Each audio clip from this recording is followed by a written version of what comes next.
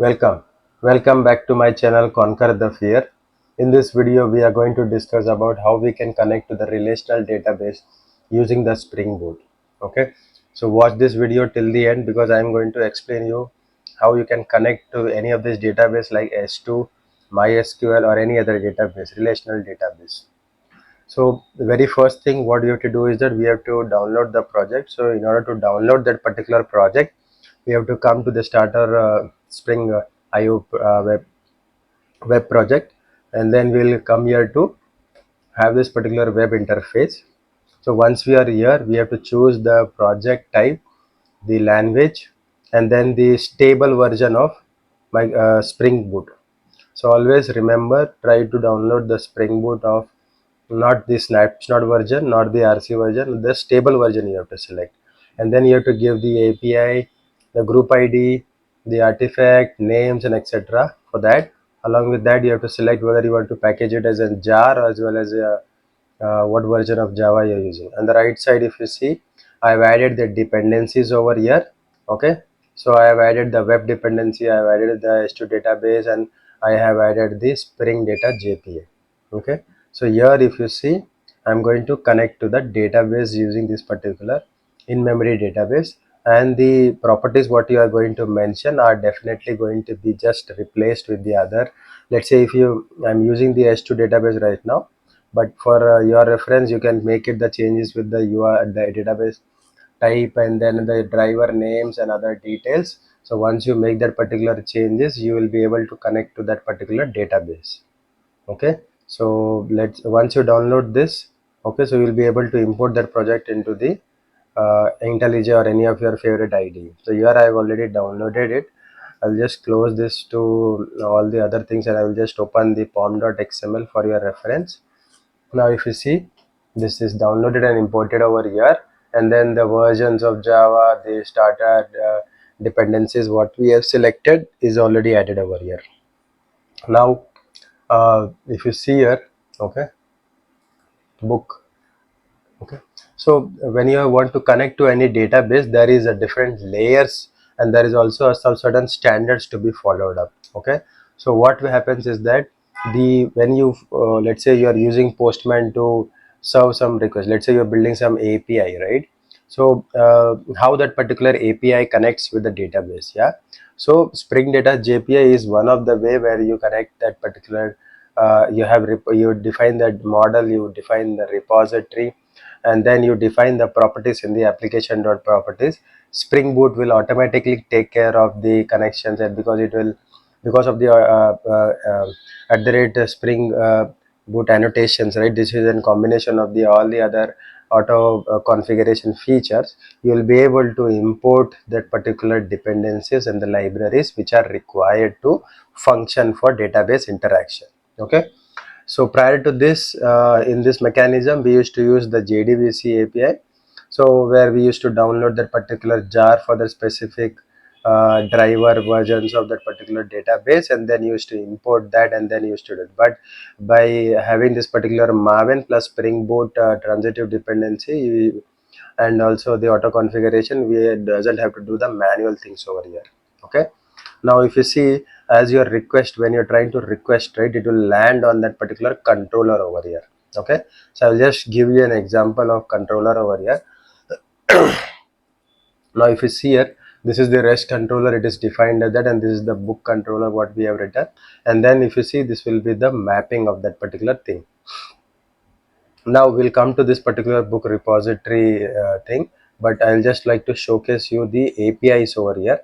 So any REST API what we have design or we want to develop, right, will have basics CRUD operations. Okay, so CRUD operations are basically create, update, delete, right? So wherever, like, you can update something, wherever you can create something, right?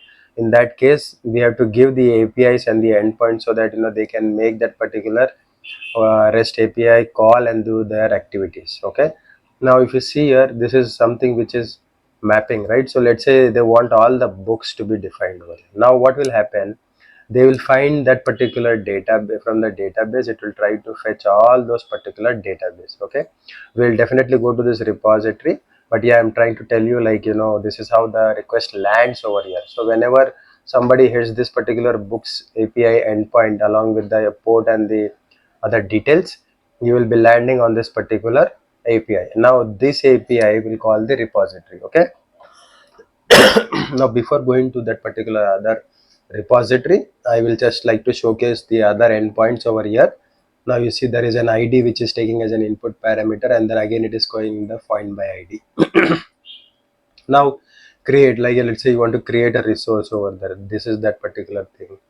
Now you want to, let's say, update certain details of that particular, from particular book, let's say. Okay, so you are going to update some values. So you are doing the title is there, author is there, you are trying to update. Okay, so you have to first find that particular ID and then you have to update that details. Okay, then ultimately the delete operation.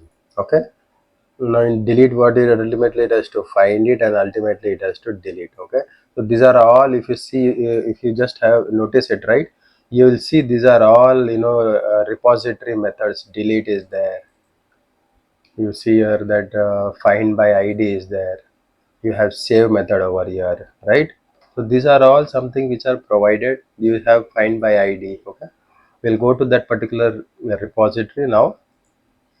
Okay, I will just go to the repository over here. Now if you see, you will see, like, there is nothing written over here. So you must be surprised, like, how you connect and how are those particular method being called up, right?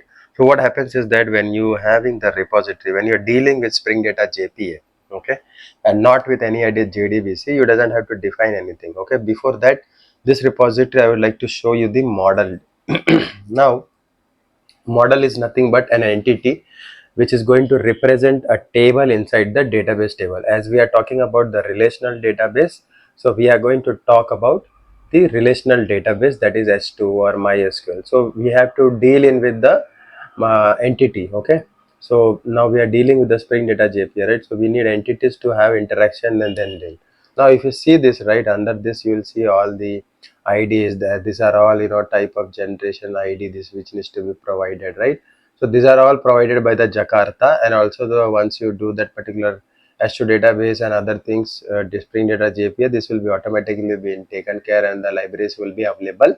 Now we have ID, title, author, etc., and it accepts the constructor like this. Okay.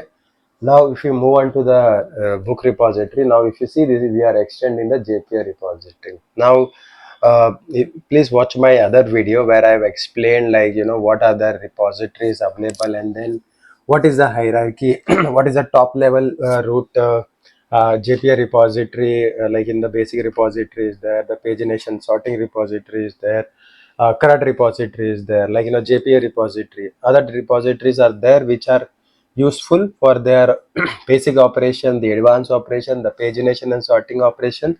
So based on your requirement, you can make use of it. Okay, now I would like to show you. If you see here, if I go to this particular top of this, what happens is that this JPA repository is extending what, list of CRUD repository, list of pagination and sorting. Okay, query by executor.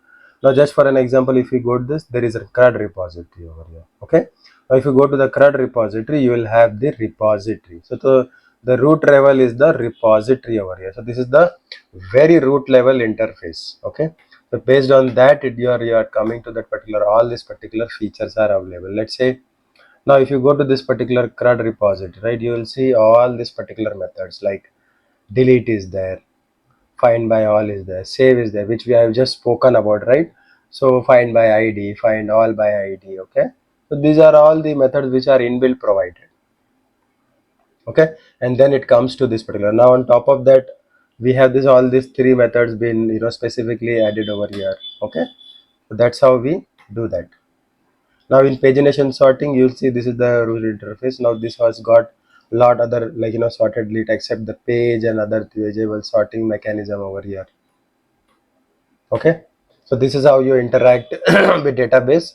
Now if you go to this particular interface, right, it is taking the book interface and then it is taking the primary key over here.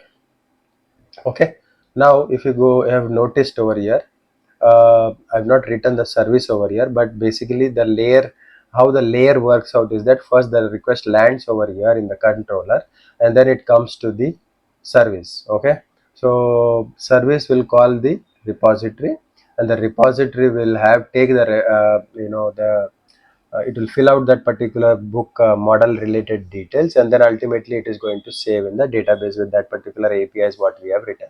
Okay, now let me run this particular project over here.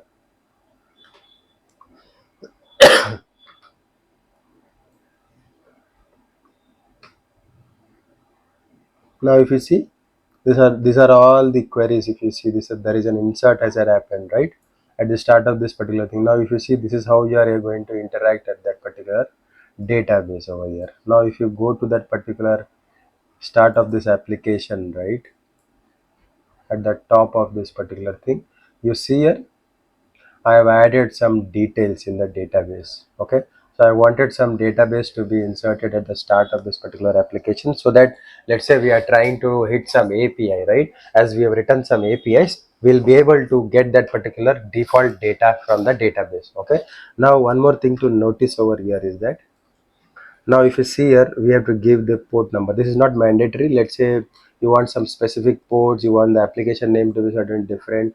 Now if you see here, these are the important things. You need to configure the URL, the driver name, the username and the password, and the dialect over here. Also, let's say you're using S2URL, that is the reason I have enabled the console, so that you can access it from the console. Or else if you are using any other MySQL or any other databases, you can doesn't need to give this particular S2. You can give specific to that particular database. Now if you see here, this is create. Now create as in, like, when you're starting your application, every time it is going to create the database entities every time, and other thing, everything will be inserted from fresh, like things. So every time if you keep update, it will not check that, and it will update if there is a new things been inserted over here. Okay, so this is how we can actually configure this. And also if you see here, this is our, like, whatever you have seen here are because of this particular property. If you hide this, you will not be able to see anything over here. Okay, so that's how you interact with the database. Okay, so I hope I was able to explain you how you can connect to the database, what are the things required, like model is required, controller is required, service is required, and other details, and the so that you can interact with the database. Okay, uh, if this video was helpful, please share this video with the needy people. Also, don't forget to like, subscribe and hit the bell icon. Thank you for watching.